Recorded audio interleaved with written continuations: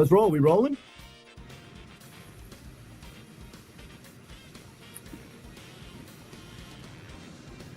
All right, welcome into a special edition, last day of SEC Media Day here from Atlanta, gearing up for the last day. A lot of drama building up to the last day. Usually there is a ton of expectation to get this thing moving and over with. Today, obviously, everybody paying attention to Texas A&M. A&M made some news over the last 48 hours as their wide receiver, Aeneas Smith, was arrested on campus with a gun charge, speeding, DUI, had a little weed in the car with him. So Jimbo Fisher is going to be answering a lot of questions all about NIL, all about Nick Saban, all about his team coming into the season.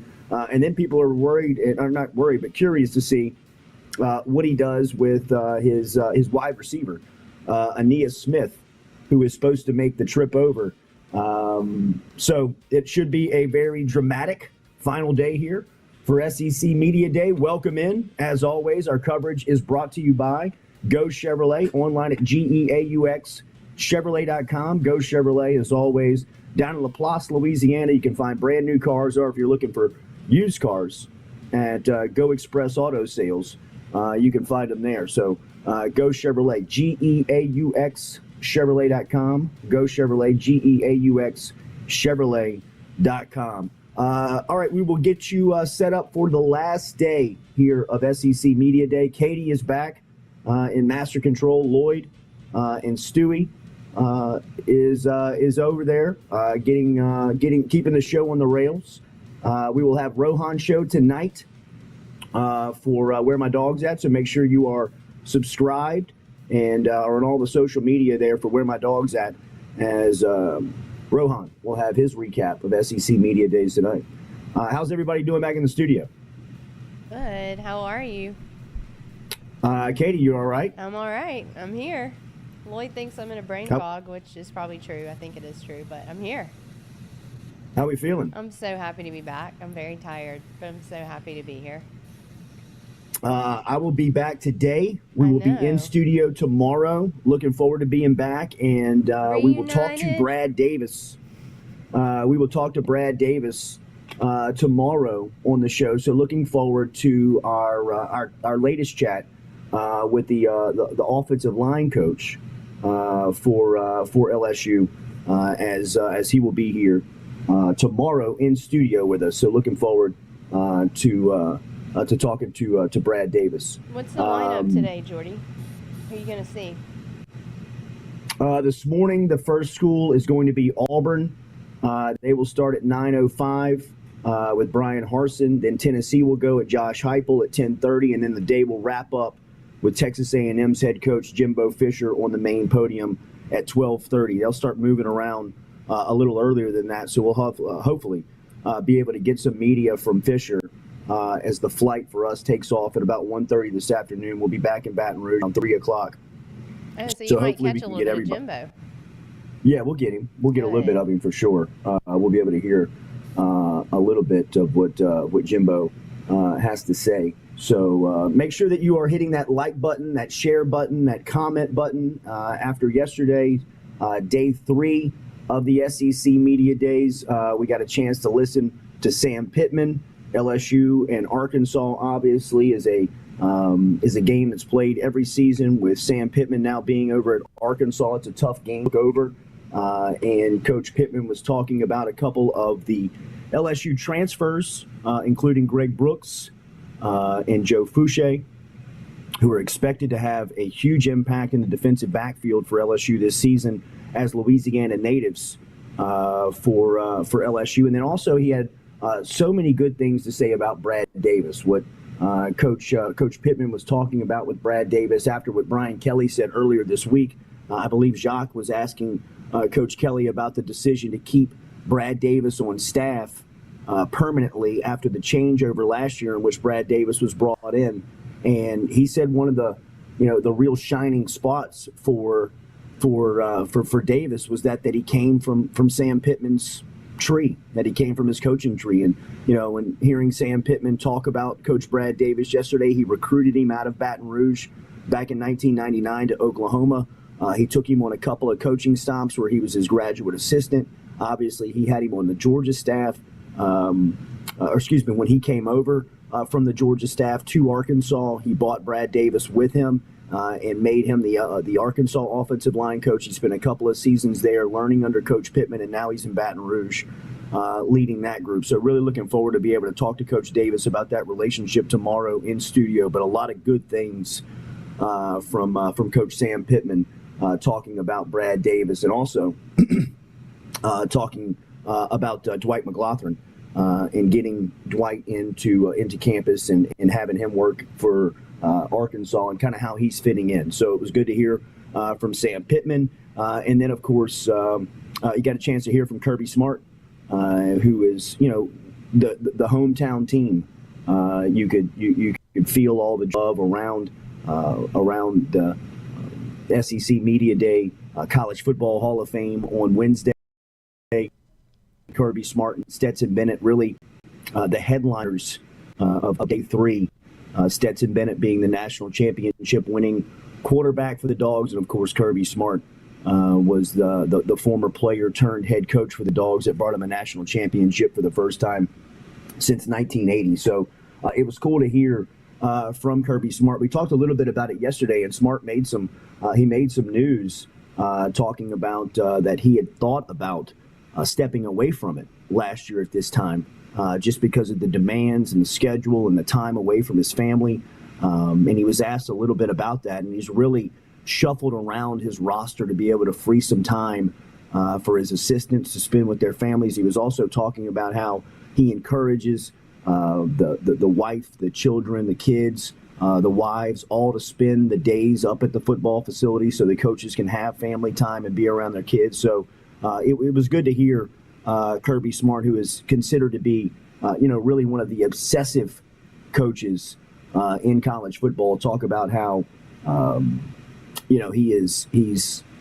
he's finding it and finding ways to be able to kind of free some time up, spend some time with family, and loosen his schedule up to give him more time to do the things that he wants. Look, it's a lot easier to say it, and even he referenced it because I believe somebody asked him in one of the rooms that it's a lot easier to have this peace of mind after you win a national championship, and he confirmed that. I think that was a huge mountain that he overcame, in his professional life by getting that national championship obviously underway or under his belt, and being able to now have that on the resume, I'd imagine makes for a lot of easier decisions to spend more time away from the facility. So it was interesting hearing him kind of go into that.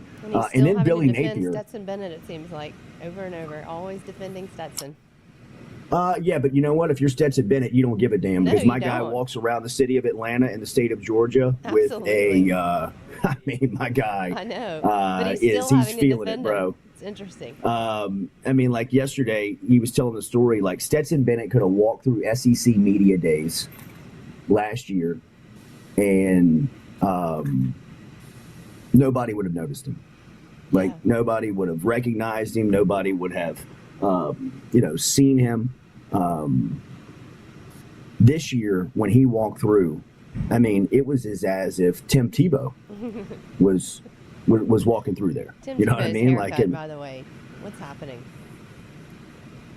The obsession over Tim Tebow is crazy. I know. The way that people obsess over him is out of control. Like in a good way or in a bad way?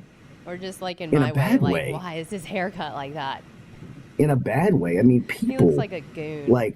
Lose their mind over Tim Tebow. There is this health and wellness convention that's happening here in Atlanta right now. 16,000 people dumped into the. Really? There's 3 hotels in this area, and 16,000 people have dumped in from this health and wellness organization. And as they were checking in yesterday, Tebow was walking through the lobby, and it was as if the Beatles had shown up. Serious? These people, the way that they were freaking out over this guy was, it was embarrassing. Like the health and wellness people were excited? It was so cringy on the way that these adults and people were acting over Tim Tebow. And Tebow, to give you an idea of just how like the what Tim Tebow thinks of himself. He and I are riding up the escalator. I'm doing a lot of these interviews, these like little one-on-one interviews, these little like micro interviews that I'm sending back to Noah that he's putting up on social media. I've just got like the show phone in my hand. I've got some headphones attached to it. And, I'm like, hey, man, y'all mind if I get a soundbite from you on Brian Kelly at LSU or, Lane Kiffin telling the story about Tyrann Mathieu? I mean, just kind of like asking him that. It's just me, Tim Tebow, and his publicist standing on the escalator going up. And I'm like, yo, bro, real quick, you mind if I get a soundbite on Brian Kelly? He was like, oh, we would have to get it cleared through ESPN and my team. Oh, I was like, give me a break, dude. I rolled my eyes and turned God. around. It was like, it was like, dude, don't think that highly of yourself, bro. But he does. It's a 20-second quote. You know what I mean? He's on right Brian, up there with like, Jesus. give me a break, man. It was just, it's funny to see just how much Tim Tebow thinks of himself. Yeah. It really is like, bro, come on, man. Don't take yourself that serious. Just tell me what you think about Brian Kelly at LSU. And then the Billy Napier fallout on social media. I got to be honest, man. I am sitting back and laughing at a lot of these comments because of just the small dick energy that the LSU fan base puts off. What is the deal? I mean, are you really offended that I shook this guy's hand at SEC Media Day? I mean, do you think that he came on the radio show for 3 years while he was at Lafayette without any relationship behind I'm confused it? about it. I mean, can you not have a friendship with anybody that you cover and just say hello to them in the hall? And the backlash that it caused from LSU fans is so really and truly, it's embarrassing, I think, for the LSU fan base, but it's so funny to sit back and read some of these comments of people like talking about, you shook his hand. How could you cover LSU? You Who traitor. do you think you are? Like, I mean, like, that really and truly, like, that's embarrassing. Yeah, it's disappointing. It is embarrassing to read some of the comments out loud of what people are talking about just by shaking Billy Napier's hand. I mean, it is so funny just to see the small dick energy that LSU fan, like a certain section of LSU fan base and what they have and the stuff that they care about. Yeah. Like the things that rattle you is funny. I mean, like it is really humorous to sit back and read. I mean, I'm trying to get to some of these comments because I mean, it was just like we were reading them. Some of them at the dinner table last night. We went and ate dinner with some of the people of Texags, Billy Lucci and that crew, and some of the people over there. We were just talking about, some of the feedback that you get in this job, and I thought it was a great, opportunity to pull out the phone and read some of the replies of people talking about just me shaking Billy Napier's hand, and the meltdown that people were having over it was just like, you fanboy, you go over there covering LSU and Florida's your guy. Billy Napier should have. I mean, it was just like, oh my God, holy cow. I told the guy, hello. I mean, I hadn't seen the guy in 6 months and told him, hello. That's it. And people are like melting. Like, you traitor. You two-faced punk. You cover LSU, but I thought Napier coached in Gainesville, Florida. And it is so funny, LSU man, to gave you see. full access, and instead you're a Napier fanboy. Oh my God! And LSU is not giving me full access, by the way. We know. And we appreciate all the. But I mean, like, Billy Napier is, he's not he's not one of like the inner circle friends, but I mean, he's a friend. Right. You know what I mean? Congratulations, man. Good to see you. Have a great day. And I mean, it was the social media meltdown is.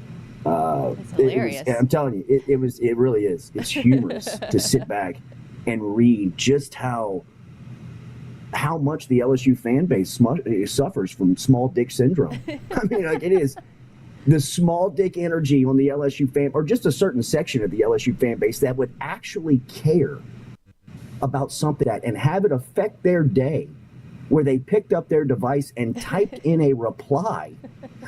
You know what I mean? It's just like, wow. I know, I was surprised. Okay, man. Well, it's like you can't, if you don't say anything good about LSU, then don't say it at all. It's like, I'm not even talking bad about LSU. It's I like, know. it's that you can only pump sunshine, and it's only LSU, and if you don't cover LSU, then don't talk about it. It's like, It was a handshake. How did you get anything negative out of this interaction? Like, our guy, you all, Jordy, actually, your guy's Brian Kelly for 10 years. It's like, I know that. You think I'm taking a stab at Brian Kelly? What kind of idiot would I be to do such a thing? Like, I'm shake my hand, damn it. Like, you're the man on the plane. Mouth breathers. I could give a damn who the LSU head football coach is, really and truly, and he ain't my guy.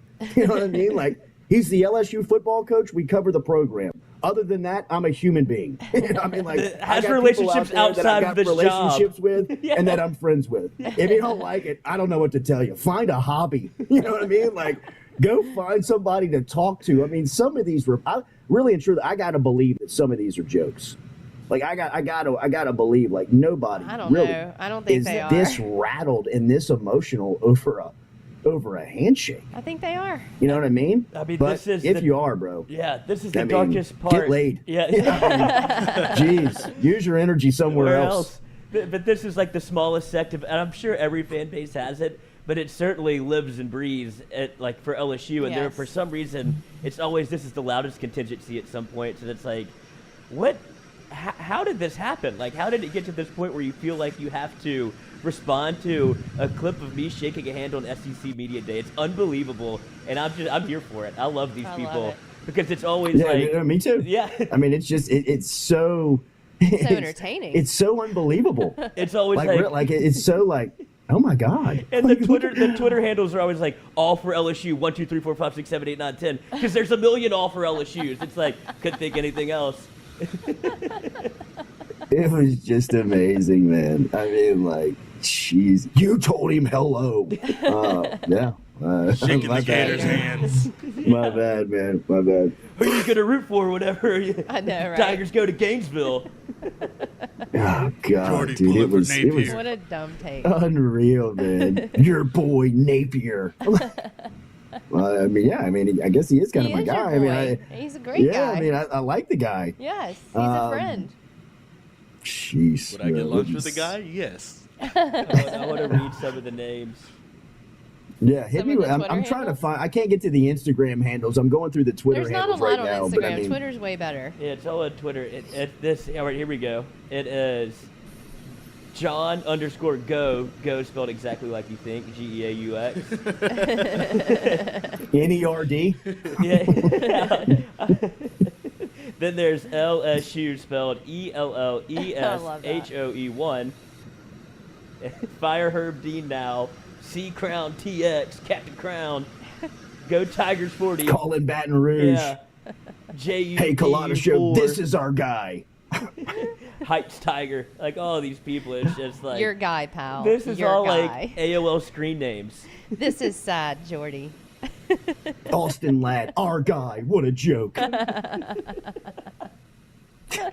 Oh, it's so great. I mean, dude, Cody what are Petro you puts it worried right. about? He's like, these are the jersey wearers. Yeah, it's true. Yeah. These are the grown men jersey 40. wearers. No offense. No, it's to the grown mouth men breather. jersey It's the one wearers. that bring their kids to SEC Media Day and camp out waiting on players and coaches to show up. And wear their digital cameras on lanyards. That was unbelievable. That was the best Exactly. thing I've ever seen. That was a Georgia fan. That guy actually let Kirby Smart walk through the lobby yesterday. He didn't say anything to him. I'd imagine way. that he's already harassed and stalked Kirby somewhere Absolutely. along the way. Yeah, I mean, that's kind of old news for him.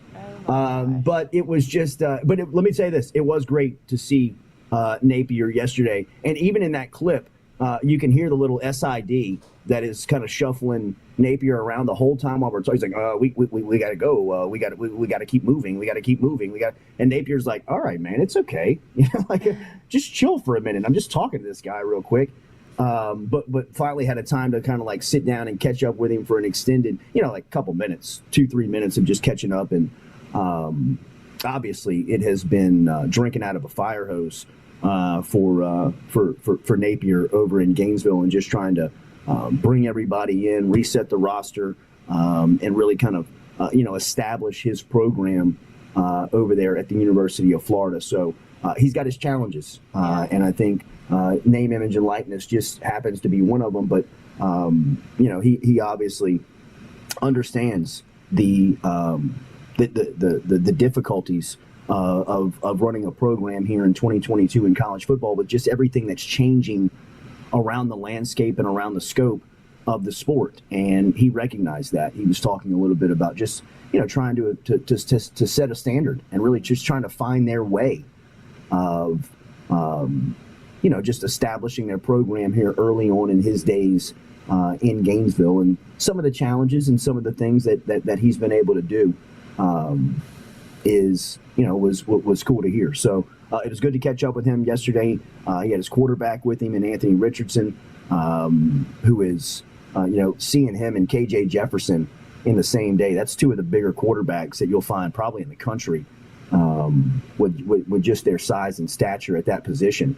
So it was cool to see those two guys up close. I'm interested to hear Josh Heupel today. There was a lot of love around Tennessee. I think Tennessee is probably sitting in their, from a fan base standpoint, they're probably sitting in the best place that they've been, during these down years. Even during the Butch Jones years, they were still, you could feel wondering and curious, are they that good? Are they for real? Are they going to be able to get over the top? It feels like with Josh Heupel in Tennessee and Hooker, their quarterback, that they're really in a good position to make a move here. The big debate here at SEC Media Day is not who the number one teams on each side of the division are. I think people are pretty unanimous when you ask them. It's going to be Alabama in the West, and it'll be Georgia in the East. The real debate is who's going to finish second. And on the Eastern Division side, there's a lot of discussion of Tennessee. There's some discussion of Florida, and then on the Western Division side, there's a lot of discussion about Texas A&M. But LSU has made a late push in what I believe. I think that LSU is either going to have that second spot, or the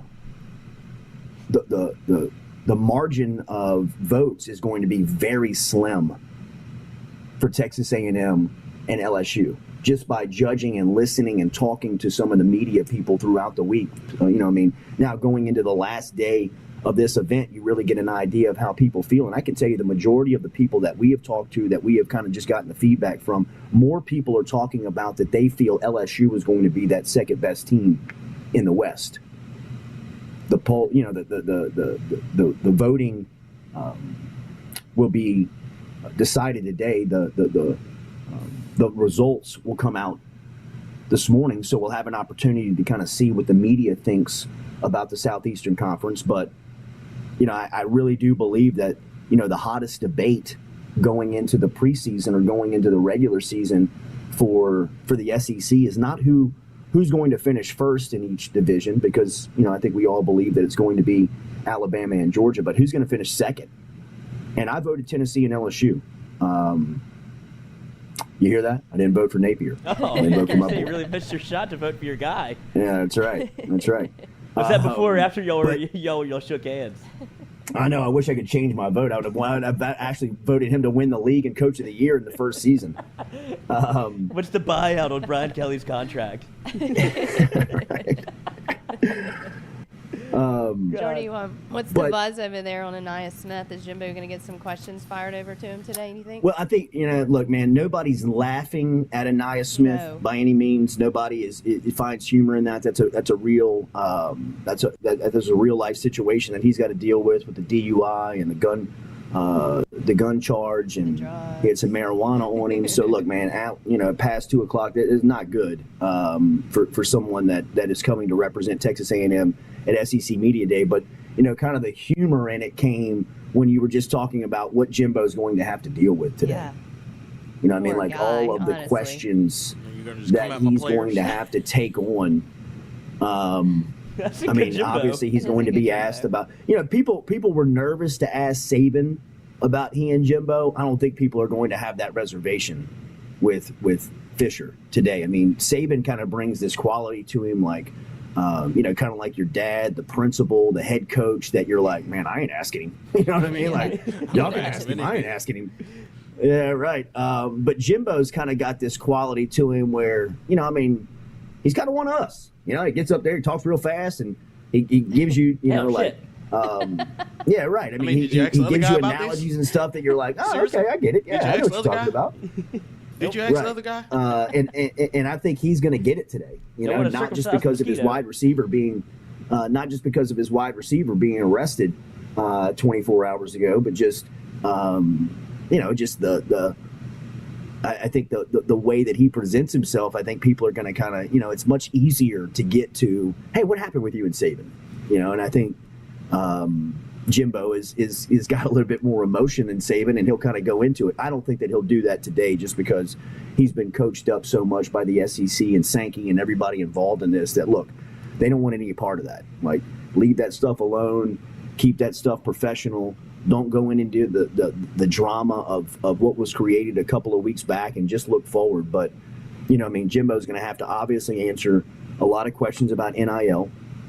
There's going to be a ton of questions, I think, about name, image, and likeness on Texas A&M. He'll probably be asked about his assistant coach showing, the official visit a couple of weeks back, or just after those comments were made, talking about, that's where a lot of the money's coming from, pointing at the suites in Kyle Field. And then obviously the news from a couple of days ago where, his star wide receiver was arrested on campus. I wonder if so he's it'll be a going to lot of replace them stuff today, or just bring the other two. Well, he was supposed to. I don't know what they do. Media Oh day? yeah, he was coming to represent it at media days. Yeah. It's good. So did he make the trip? No.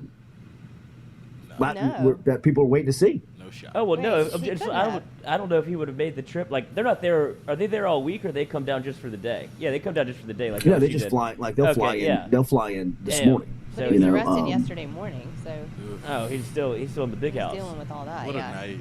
I know. Yeah, I can't imagine that they would take him here. And like I said, I had an Get a good SEC deal on official him. tell me yesterday. I had an SEC official tell me yesterday that they wait until July 4th to make those announcements on the players that are coming to join the coaches, because a lot of the trouble, if there's any trouble in the summer, that's usually the weekend that it comes out for college kids, is on July 4th weekend. So they, specifically wait until after that weekend to make the announcement, and then just 2 days before Texas A&M shows up, they have a wide receiver that's supposed to be here arrested on DWI charges. So not a good look. No, Well, I'm it's sure not. LSU was holding its breath with Jack Besh on July 4th. Like, oh, he passed the test. Let's go. You can make the trip. Yeah, right. Seems like a big July 4th holiday for him. It does. So what else is on the it docket will. It'll be today? interesting. Who else now? Jimbo and who's today? Tennessee, Josh Tennessee. Heupel, and then Brian Harsin in Auburn. Probably the hottest seat in the SEC going into the season. I think everybody here, when we talk hot seat coaches, usually the first name that rolls off the tongue is Brian Harsin at Auburn, just because of obviously the movement with him around boosters in the offseason.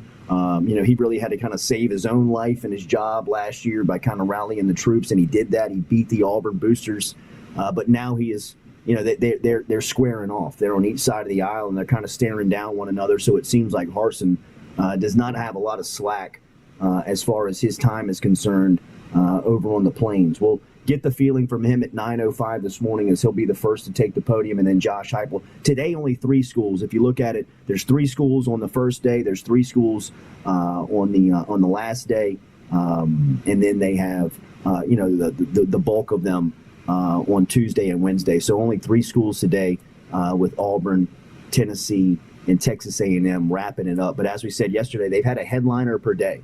Right, they've had a headliner each day of the week, where on Monday you had Brian Kelly. Everybody was intrigued to see what Brian Kelly was going to say. On Tuesday it was Nick Saban in Alabama, where everybody circled up and heard him hold court. On Wednesday it was the national champs and Kirby Smart coming back down to Atlanta here, just 45 minutes, an hour away from their campus, and talking about winning the national championship last season. And then here on day 4 it's Jimbo Fisher and Texas A&M. So every day here in the SEC, you've got a heavyweight, and then you sprinkle in storylines like Brian Harsin and Josh Heupel.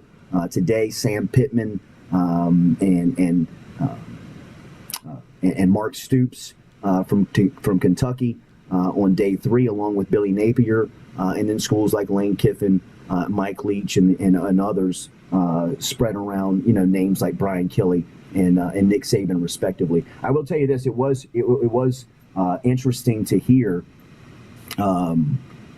Mark Stoops' thoughts on where college football is going. He's a very old school guy. Obviously, he comes from the Stoops family that has been so well tied to college football throughout their life, and he's pretty steadfast on keeping things the way that they've always been. He's not a big fan of NIL. He's not a big fan of the transfer portal. He doesn't think that it makes a lot of sense in today's college world. He's adapting. He's accepting it, but he's kind of fighting it as it continues to roll on.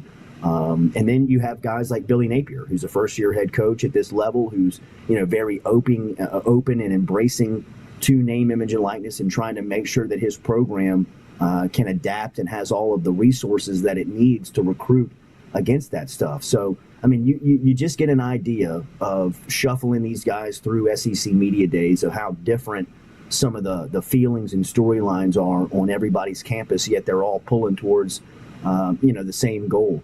And this, the life of NIL and what it's done to college football and kind of the recruiting of it and the feel of it, it's very obvious being here. It is a very polarizing subject. It is much a debate that you will not find a lot of people within the gray area. This is very much a right or left issue. You're either on one side or the other. Nobody's really down the middle. But one thing is for sure is that, people are going to have to accept it, adapt to it, because it's not going anywhere. Everybody here that talks about it is pretty relentless in the fact that you can't put this back into the tube. You cannot force rules. You can't really unforce rules that have already been put in place like this. You can't take money out of the pockets of athletes. You can't ask for the money back now. So it's here. And they have to find ways to regulate it. They have to find ways to adapt to it. And they have to find ways to be able to work with it, because it's just here to stay. And, I know that our show has talked a lot about NIL leading up to this event since it's, been enacted over a year ago on July 1st in college athletics. But it's just a major part of what's happening around intercollegiate sports.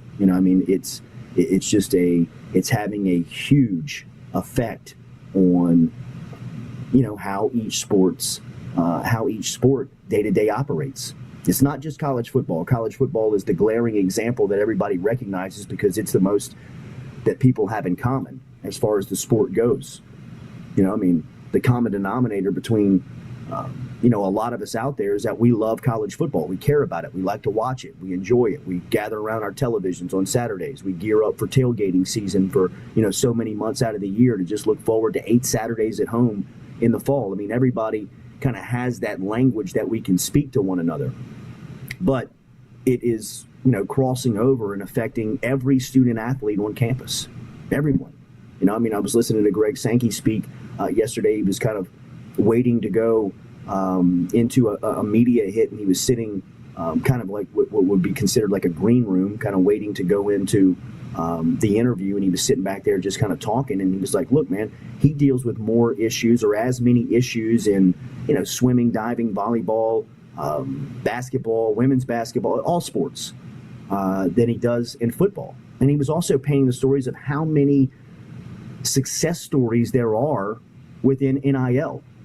How many good stories there have been within name, image, and likeness for all sports, all athletes, all schools, all levels.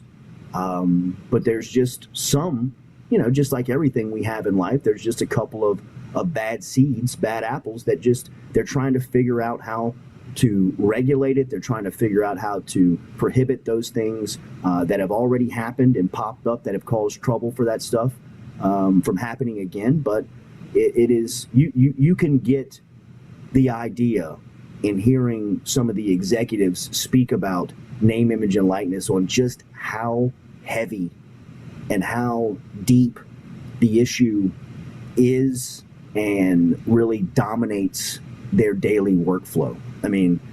there's probably, as I was talking to Herb Vincent, there's so many hours per day that have to be directed towards NIL when, just 8-9 months ago, it wasn't that, it wasn't in the office as much as it was now. And it's just something that continues. The conversation continues to be all around the sport. Do you agree with Lane make Kiffin's sure you idea hit to have that- a salary cap? I think that they'll talk about it because that'll be, that'll be the way that you try to find competitive balance. I think, from Lane Kiffin's point of view, he's begging for a salary cap because he wants to be measured all the way. He wants to be measured on an even playing ground against Alabama and Texas A&M. When right now that's impossible. Yeah. You can't have a salary cap in college sports, though. He's comparing it to professional. I don't know. Look, they're talking about it. Everything is open for interpretation at this point. I really see in the next 3 years of a collective bargaining agreement being put in place, like the NFL has, where there is a body that is representing the student athletes, like the NFL Players Association, and then you've got the NFL owners, and that's each side of the aisle. The Players Union debates and goes back and forth with the owners each year to try and get as much as they can out of the revenue that is made by the league. Well, yeah, they have a union. I think though. that college athletes aren't going to have that. That's what I'm saying. I think that there's going to have a players union. I think there's going to have a players union within college athletics where you've got a governing body representing all of these athletes, and they're negotiating deals with the schools of the leagues to make sure that they get a certain cut that they just distribute within their athletes. I've heard that is a model that people are talking about. And from my point of view, and look, I got no business being in any boardroom that's discussing any of this stuff, but just somebody who kind of, minorly understands what's going on. To me, that makes the most sense. Well, didn't Northwestern didn't they try to file for a union and they got rejected? Yeah. Well, they got rejected by the NCAA. Right. Because the NCAA saw it as a threat. And they knew that was going to cut the legs out of the organization. Now that's been done. That they're no longer, really having any type of say-so on how that's going to be enacted, how that's going to be governed, how that's going to be, just effective each day. So now that barrier has been crossed, I think now the student presidents are probably the ones that want to build the wall on trying to block this from a union standpoint, because once they you probably open don't up the want books, once you open up the books and you give people an idea of how much you're really making, all the money that's coming in, now you're going to have to share that. You're going to have to spread that out. The reason why all these schools are paying a gross amount of money to coaches, head coaches, and coaching staffs and building these palaces on campus is because they don't have anywhere else to spend the money. They got to spend it, because if one day somebody does open up the books and say, how much money you got in the account? How much have you made from the SEC in football? And somebody opens up the account, they got, $800 million sitting there. They're going to be like, what? How? Why can't you pay the players? But if they open it up and it's, money going out, and you're building all these facilities and you're paying all these coaches and you're bringing in nutritionists and you're bringing in state-of-the-art weight programs and weight facilities, well, then now you can say, hey, we're trying to benefit the student out. We're spending the money on them. We're investing. But then they would be employees, really, and that's not going to happen. Why not? Did you ever think that they would pay players? No, I didn't. At this point, how can we say that anything's not going to happen? Yeah, that's true. It's illegal, though, so a lot of stuff would have to change. 3 years ago, there's no way that I would have said that you could have cut a deal with an athlete, paid them a check, them collected that check, and talk about it openly. Right. That's happening everywhere now. 2 years from now, why wouldn't there be a collective bargaining agreement where one side is represented by a legal team and those lawyers just go into a back room and they just negotiate a deal? Yeah. And if you play in the SEC, your money and your value should be greater because you've got more exposure. If you play in the Big Ten, your second level league, where second highest rated league in collegiate sports, your money should be dictated on that scale.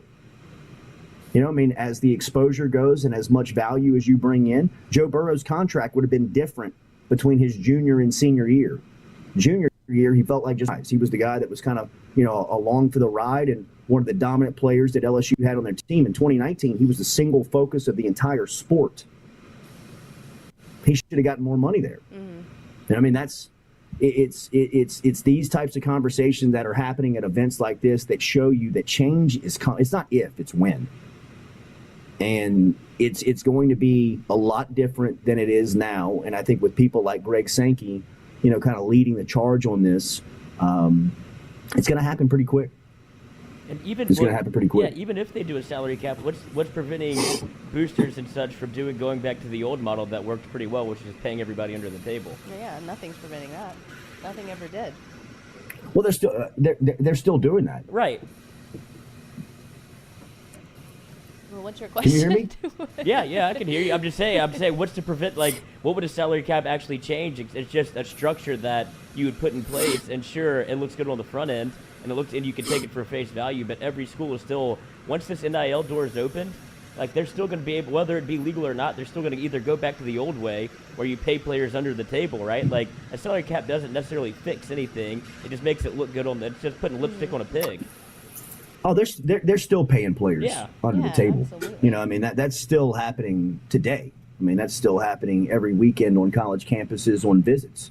But, I think what people are asking for, like Lane Kiffin, is that they want a salary cap or a structure put in place so teams like Ole Miss, Mississippi State, South Carolina, and squads like that can compete. Mm-hmm. Right now it's separating the rich from the poor and extending the gap so wide that nobody's going to be able to catch up. It's going to be a lot like women's college basketball. I had it said to me, but can't we argue that college football has been like women's college basketball for the last 20 years anyway, where you look up and it's the same teams playing? And how many times has Clemson and Alabama been in the college football playoff? Every year? Yeah, it feels like it's the Alabama Invitational. Right. Mm-hmm. Yeah. Right, where you've got the usual suspects. Now, one year you might have Georgia. Next year you might have LSU. Next year you might have Michigan. Next year you might have, USC and Miami feel like they're kind of coming back. But all in all, it's the same old.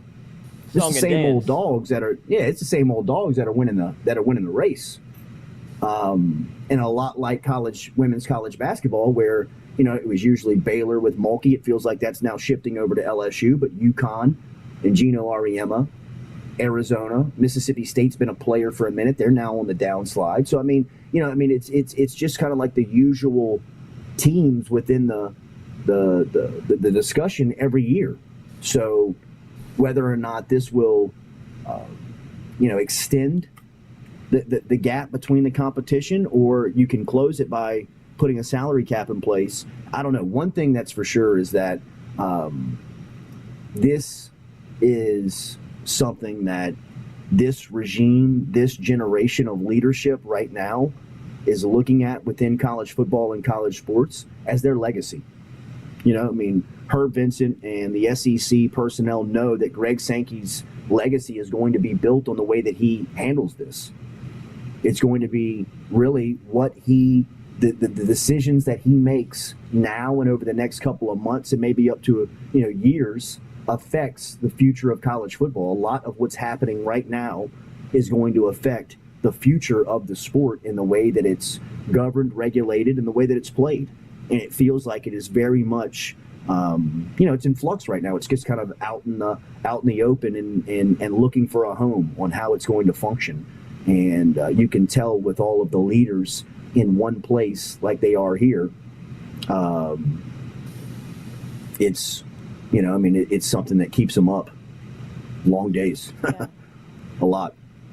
Remember, daily, We are brought to you by our friends over at Cajun Ready Mix Concrete. Cajun Ready Mix Concrete is online at CajunRMC.com. They can help you out with a project today, whether that project is residential, industrial.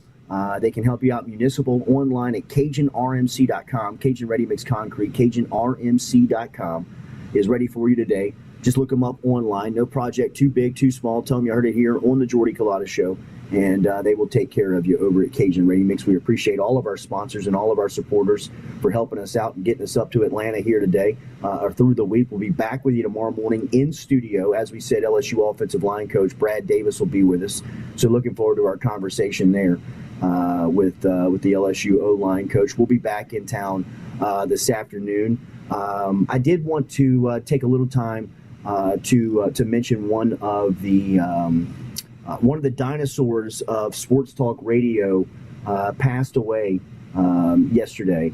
Roscoe, who was a loyal listener, not only to our show but really made his name with Jimmy Ott coming up in a caller-driven radio world. Roscoe was one of the personalities that people would hook on to and really had a lot of passion about local sports. And he passed away at 52 years old yesterday. Someone that absolutely loved our town, loved our community, loved the sports and the environment and everything that went into it. So wanted to take a little time here and send our thoughts and prayers to Roscoe and his family today as they suffer the loss of him after 52 years here. And really good dude, man. Just such a really good guy. He was. Okay. He was.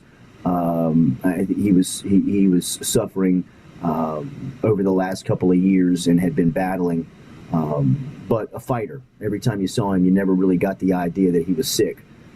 He was always kind of held his head up strong and was really kind of, you could tell, fighting through to make sure that nobody would really ask questions or had any idea of what he was going through. So our thoughts with him. We'll take a break and come back, and we'll wrap up our SEC Media Day coverage. I'll move down to the floor for the 9:05 this morning, and we will be sending back some media to as well here on day 4. But we will wrap it up when we come back here for our live edition of the Jordy Culotta Show, driven and powered by Go Chevrolet.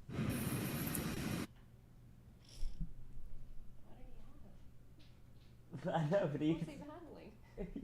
What? What was Roscoe battling? I don't know. That's what I'm asking. Oh, after.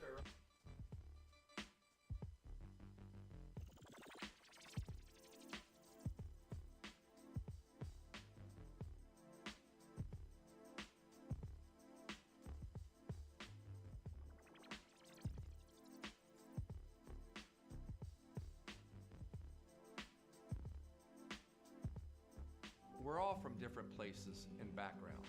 We've each experienced our own versions of life, but in the end, we're all on the same team. I'm part of that team, along with these players in purple and gold. Kayshawn Buddha, Malik Neighbors, Miles Frazier, Kyron Lacey, Greg Brooks. Whether on the field or in the courtroom, your team matters. So join our team. Make a difference. Bet. Let's get it done. Man, so kind of when I entered the transfer portal, I knew, what type of facility, what type of, program I wanted to go to. Being that before I committed to Ohio State, my first unofficial was to LSU. Oh, wow. And but that was when Coach O and Court Raymond was here or whatever. But definitely the coaches, the scheme Kelly, trying to bring in, trying to implement, his way of going, like detailed person. That's where I wanted to be. I knew I wanted to be. Did you have any experience with Coach Kelly? No, I had no experience. No. Really? Who was your main recruiter from LSU? Sherman Wilson. Yeah, he was stay consistent. Honest. Just gave it to me straight. Yeah. And this is where I wanted to be. How do you feel about that number at this university playing that position? Yeah, man, I definitely want it. He wanted to come in and prove, to my teammates, not just the coaches, but to my teammates that I got to go play with, that, I deserve it. And once I do that, then, everything is, up from there. Yeah. We're all from different places and backgrounds. We've each experienced our own versions of life, but in the end, we're all on the same team. I'm part of that team, along with these True Blue Water, true hydration at its finest. Right now, you're only a few minutes away from getting your 5-gallon water delivered to you, just like we are over here at the UDL. All you got to do is log on to truebluewater.com. That's TRU bluewater.com. The website's fantastic over at truebluewater.com. You can get your service and find out how quick it is. You can schedule a delivery, even hop on the billing system right there at truebluewater.com. TRU bluewater.com. All right, personal testimony from my trip over to Johnson and Spillers. Shout out to my friend Dr. Chad Spillers for taking care of me, man. I had to have my front tooth, a tooth implanted, my front tooth, and it was a hell of an ordeal, but Dr. Spillers and the crew from Johnson and Spillers made it as easy and seamless as possible to work with and have taken the final product, and it is absolutely beautiful. Learn more online at johnsonspillers.com. Whether you're looking for Botox or you need help in any type of dentistry, whether it is dentures, night guards, if you're looking for Invisalign, if you're interested in implant dentistry like I got, you can get in touch with Johnson Spillers. Online, johnsonspillers.com. 2 locations, one in Gonzales, one in Baton Rouge. Easiest way to get them, online at johnsonspillers.com. Red Stick Sports, a local staple in Baton Rouge to all sports fans, was founded back in 1981 and has remained a family business for over 40 years. Today, they still have the great selection on the floor, but they're also a leader in custom apparel for businesses, sports teams, and other groups. Take it from us, everybody over here at FM Digital Media. They help us out with all of our apparel. Let them help you out today. Go ask for Cody over at Red Stick Sports. Check them out online at redsticksports.biz. Southern Eye Centers, where their passion is caring for eyes. It's what they do. They've been doing it for 40 years. They've been offering the Capital Region a friendly, helpful environment with the highest level of personal care to manage your eye health and vision needs. Stop in and see their brand new office on Jefferson Highway today, where you can find them at 6859 Jefferson Highway. They also are the daily poll sponsor on the Culotta Show. And remember, if you go into Southern Eye Center of Baton Rouge and you mention the Jordy Culotta Show, you will receive 25% off of their fantastic sunglasses selection over at Southern Eye Center. Check out Dr. Ann Shaw and Southern Eye Center, the daily poll sponsor of the Jordy Culotta Show. Shout out to Tom Granning from everybody over here at FM Digital Media, as he is our fuel sponsor. Whether it's fuel cards or snacks, he's keeping us going every day at FM Digital Media. If you're out on Highway 61, make sure and stop in and see him over at Go Mart, that's located in Natchez, Mississippi. It is our favorite convenience store, and it's for our guy Tom Granning, who supports us every day over here at FM Digital Media. Do you have questions about your finances? Are you looking for recommendations from a skilled financial advisor? Get in touch with our friend Daniel Newman over at Edward Jones. You can find him easily by logging online and shooting him an email at daniel.newman@edwardjones.com. That is daniel.newman@edwardjones.com. Whether it is help with your 401k or just fiscal advice heading into the new season, get in touch with Daniel today. Best way to do it, email him, daniel.newman@edwardjones.com. He's our experienced financial advisor. Let him be yours, daniel.newman@edwardjones.com. Go Chevrolet is proud to announce Go Express Auto Sales, the new used car lot located in the capital city of Baton Rouge, Louisiana, at 11522 Florida Boulevard. Go Express Auto Sales is online at goexpressautosales.com, or you can search them on Facebook and social media at Go Express Auto Sales, the newest addition to the family of Go Chevrolet. Remember, Go Chevrolet is located down in LaPlace, Louisiana, but now welcoming aboard Go Express, the new used car lot located in Baton Rouge, Louisiana at 11522 Florida Boulevard.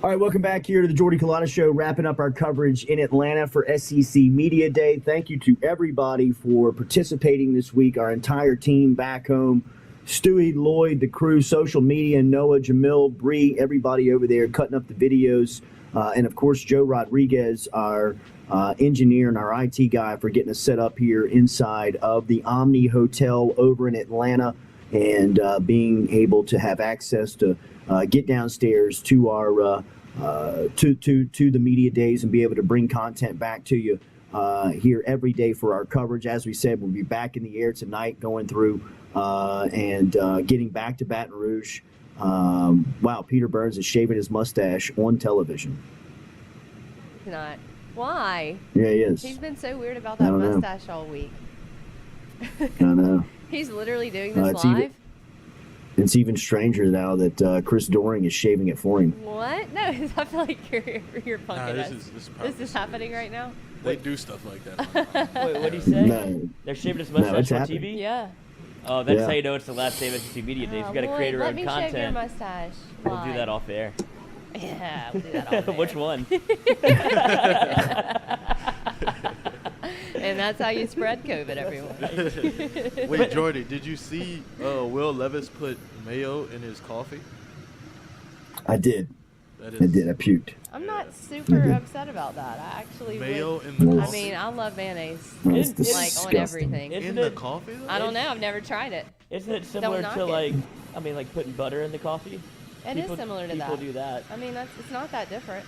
Really? Yeah, Butter? people put butter in their coffee. Coach, I don't know. That was like a big I'm out. thing, Gross. like for the health. I go ask your health and wellness conference next door. They'll tell you about butter in the coffee. Yeah, it's a big keto thing. Yeah, it is. Wait, who? Health and wellness where? There's a health and wellness conference there next to Jordy in Atlanta. Yeah.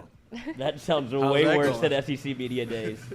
A bunch of 4 and 5s tripping out over Tim Tebow. I would Wait, think at the health and homeless wellness people. convention there would be a bunch of 10s over there. They want to live forever. No. Really? You would think. You would You would think. Oh, It You would looks think. like it is it's one of these pyramid schemes. The name of the company is Optiva. Optiva. Oh, No, definitely. It is totally a 100% pyramid scheme. pyramid yes. scheme. Don't call that a health Oh, and wellness conference. 100%. The guy was explaining it to me in the elevator, and he was like explaining like got what the he elevator did. He was like, pitch. what?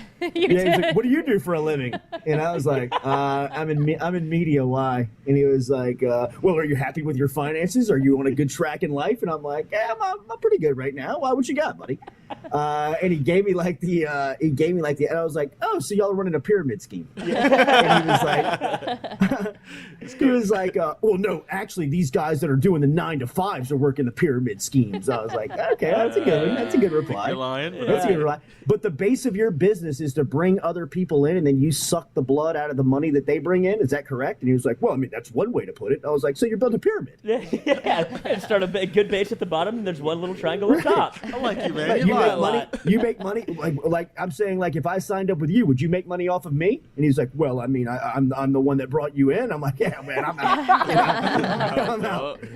I'm out, bro. I'm trying to keep all my cash." Do you think he got back to his hotel room? He's like, "God damn it, Bernie Madoff, you cooked us. Like, Exactly. we had such a good thing going." Exactly. Yeah, his wife was standing. They were dressed up going to a '90s party. They were dressed up like Zach Morris and Kelly Kapowski in the elevator. Okay, I'm She here pull for off the that. Kapowski. Like, yeah. Yeah, did she? You kids have fun tonight? No. She didn't look like Kelly.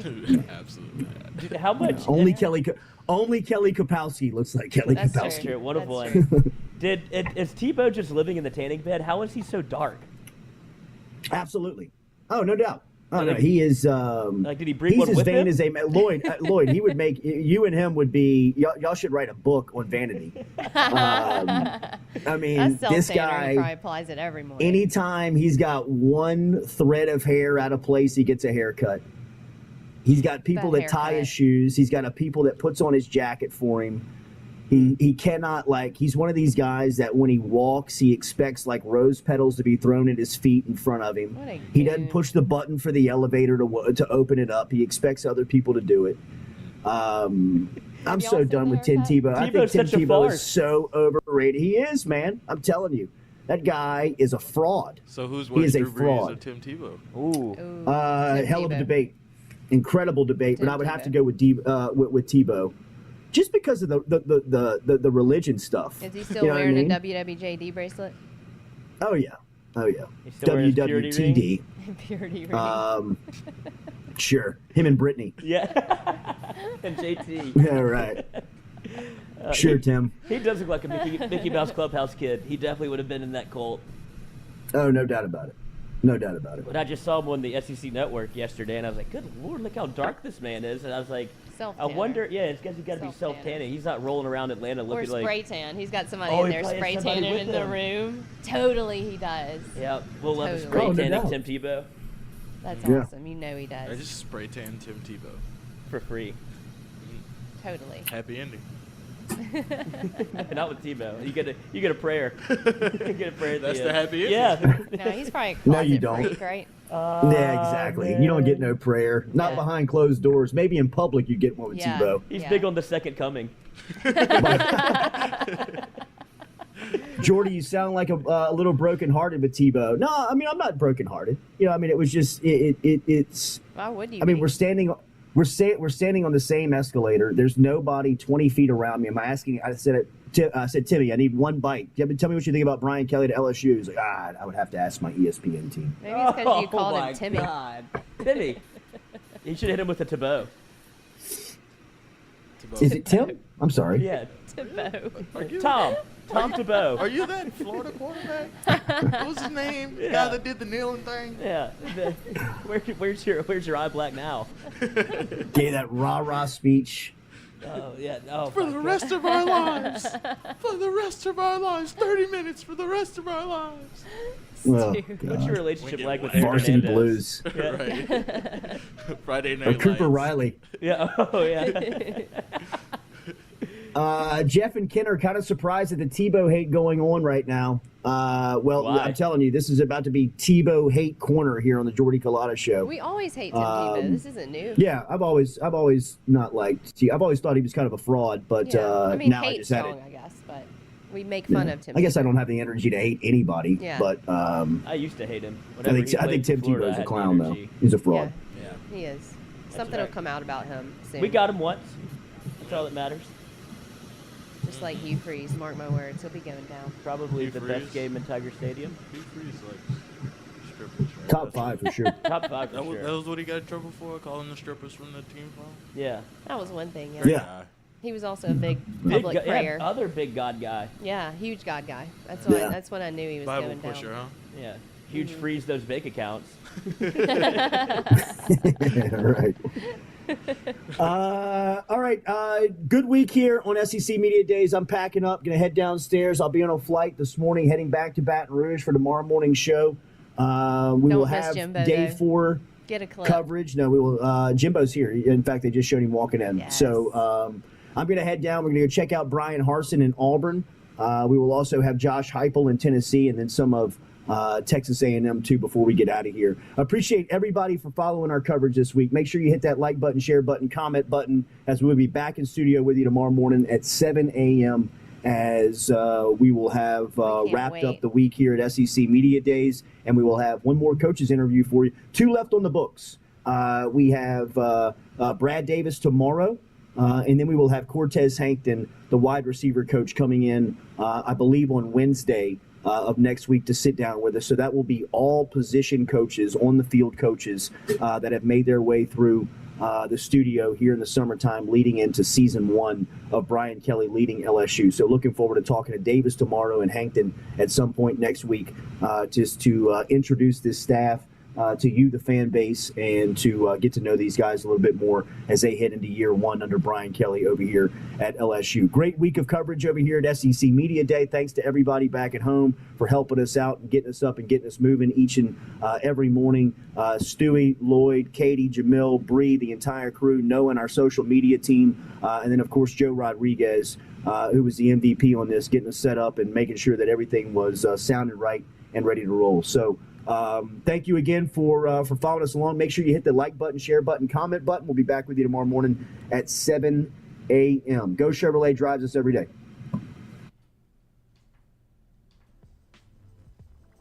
Sounds like